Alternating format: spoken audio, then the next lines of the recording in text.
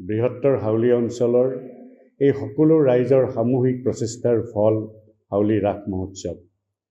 তেওঁলোকৰ অংশগ্ৰহণ, আমাৰ সকলোৰে অংশগ্ৰহণ, এই অংশগ্ৰহণে নগৰ, চহৰ আৰু গাঁও এই সকলো ধৰণৰ এলেকাত থকা মানুহৰ স্বতঃস্ফূৰ্ত আৰু আন্তৰিক অংশগ্ৰহণে মহোৎসৱটিক যি নতুন ৰূপ দিছে, সেই ৰূপটিত ৰহণ চৰাবলৈ আমি এইবাৰ আয়োজন কৰিছোঁ আমাৰ হাউলী। আমি নিৰ্দিষ্ট কিছু গাঁও ধৰি দিছোঁ। সিদিনাখন সেই নিৰ্দিষ্ট গাঁৱৰ ল'ৰা ছোৱালী আৰু পুৰণি প্ৰজন্মৰ যদি কোনোবা ভাল শিল্পী আছে, তেখেতসকলৰ সাংস্কৃতিক অনুষ্ঠান পৰিৱেশন কৰিব। এনেকুৱা ধৰণৰ বিভিন্ন কাৰ্যসূচী লোৱা হৈছে আৰু আশা কৰোঁ আপোনালোকৰ সঁহাৰি, সহযোগ আৰু পৰামৰ্শই ইয়াক অধিক সাফল্যমণ্ডিত কৰি তুলিব। আমাৰ যিটো মৃন্ময় প্ৰতিমা থাকে, আপোনালোকে জানে যে আমাৰ সাধাৰণতে মৃন্ময় প্ৰতিমা, কিন্তু এইবাৰ মৃন্ময় প্ৰতিমাৰ উপৰিও আমি হলোগ্ৰামৰ জৰিয়তে, হলোগ্ৰাফিক প্ৰেজেণ্টেশ্যনৰ জৰিয়তে আমি অলপ অন্য ধৰণে কিছু প্ৰতিমা আমি প্ৰদৰ্শন কৰিব বিচাৰিছোঁ। তাৰোপৰি লেজাৰ শ্ব' থাকিব, স্কাই পাইৰো থাকিব আৰু নাইগ্ৰা ফলছ এবিধ বিজুলী বাতিৰ খেল বুলি ক'ব পাৰি, তেনেকুৱা বিজুলী বাতিৰ খেল থাকিব। লেজাৰ শ্ব' থাকিব, য'ত হাউলীৰ ইতিহাস থাকিব আৰু প্ৰভু শ্ৰীকৃষ্ণৰ যিটো সৰুকালৰ লীলা, বাল্যকালৰ যিটো লীলা, সেই লীলা কিছু অংশ তাত প্ৰদৰ্শিত হ'ব। গতিকে এনেকুৱা ধৰণৰ কাৰ্যসূচী লোৱা হৈছে।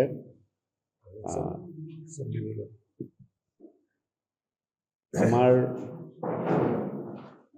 স্বচ্ছতাৰ ক্ষেত্ৰত আমি এইবাৰ বিশেষ জোৰ দিছোঁ। আপোনালোকে যদি এলেকাটো ঘূৰি চাই দেখিব, এইবাৰ অতিৰিক্তভাৱে আমি যথেষ্ট পৰিমাণৰ বায়' টয়লেট আৰু অলপ আধুনিক ধৰণে আমি প্ৰস্ৰাৱখানাৰ ব্যৱস্থা কৰিছোঁ আৰু সেইবোৰ পৰিষ্কাৰ কৰিবলৈ অহৰহ তাত মানুহ নিয়োগ কৰা হ'ব। তেনেকুৱা এটা ব্যৱস্থা কৰা হৈছে। দৰ্শনাৰ্থীৰ সুবিধাৰ বাবে আমি 4টা কেন্দ্ৰ স্থাপন কৰিম।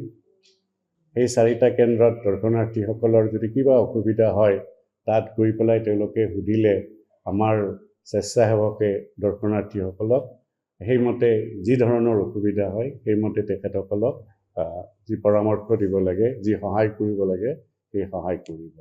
এইখিনি থুলমূলকৈ আমাৰ প্ৰস্তুতি প্ৰায় শেষ পৰ্যায় পাইছে।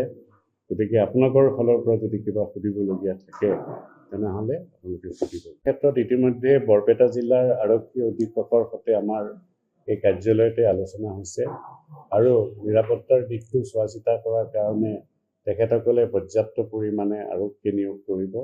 ইয়াৰ উপৰিও তেওঁ আমাৰ ইয়াতে থকা যিটো কেন্দ্ৰীয় সংৰক্ষিত বাহিনী আছে আৰক্ষীৰ, তেওঁলোকৰো সহায় ল'ব। SSBৰ আপোনালোকে জানে যে ইয়াত আমাৰ এই অঞ্চলতে SSBৰো কেম্প আছে, তাতো তেওঁলোকে তেনেকুৱা ধৰণৰ সহায় বিচাৰিব। গতিকে নিৰাপত্তাৰ দিশটো আমি চিন্তা কৰা নাই, কাৰণ এই ক্ষেত্ৰত আৰক্ষীয়ে যথাযথ ব্যৱস্থা সদায় লৈয়েই থাকে। আপোনালোকে জানে যেতিয়া 3 অক্টোবৰত মাননীয় গুৱাহাটী উচ্চ ন্যায়ালয়ে সকলো ধৰণৰ লটাৰী খেল বন্ধ কৰিছিল, তেতিয়া আমি এখন PIL মাননীয় গুৱাহাটী উচ্চ ন্যায়ালয়ত দাখিল কৰিছিলোঁ আৰু মাননীয় উচ্চ ন্যায়ালয়ৰ মুখ্য ন্যায়াধীশ সমন্বিত যিখন ডিভিজন বেঞ্চ আছে, ডিভিজন বেঞ্চে আমাৰ PILৰ ওপৰত নিৰ্দেশ দিছিল যে আমি চৰকাৰৰ ওচৰত আবেদন জনাব লাগে আৰু চৰকাৰৰ ওচৰত আমি সেইমৰ্মে আবেদন জনাইছোঁ। ইতিমধ্যে মুখ্য সচিব ডাঙৰীয়াৰ সৈতে আমাৰ আলোচনাও হৈ গৈছে আৰু বিষয়টো এতিয়াও বিবেচনাধীন হৈ আছে। আমাৰ 150 জন স্বেচ্ছাসেৱকৰ তালিকা প্ৰস্তুত কৰা হৈছে। প্ৰয়োজন সাপেক্ষে আমি অধিক স্বেচ্ছাসেৱক নিয়োগ কৰিম আৰু স্বেচ্ছাসেৱকসকলৰ সৈতে ইতিমধ্যে আমাৰ হাউলী আৰক্ষী চকীৰ আৰু আৰক্ষী থানাৰ ভাৰপ্ৰাপ্ত বিষয়া ৰাজীৱ নেগ ডাঙৰীয়াই ইতিমধ্যে তেওঁলোকৰ সৈতে এলানি আলোচনা কৰিছে। প্ৰয়োজন সাপেক্ষে আৰু অধিক আলোচনা কৰিব।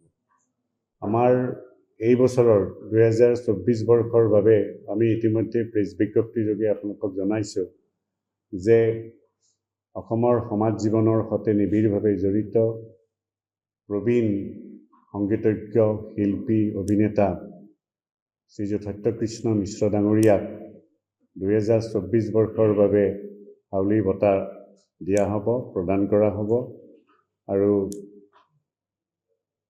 26 নৱেম্বৰৰ সন্ধিয়া 7:45 বজাত এই অনুষ্ঠানটি হ'ব। অনুষ্ঠানটিত মিশ্ৰ ডাঙৰীয়াক বঁটা প্ৰদান কৰিব অসমৰ মাননীয় মুখ্য সচিব ডক্টৰ ৰবি কটা ডাঙৰীয়াই। যিকোনো খবৰৰ বাবে যোগাযোগ কৰক 7090173330 অথবা 7099017990 নম্বৰত।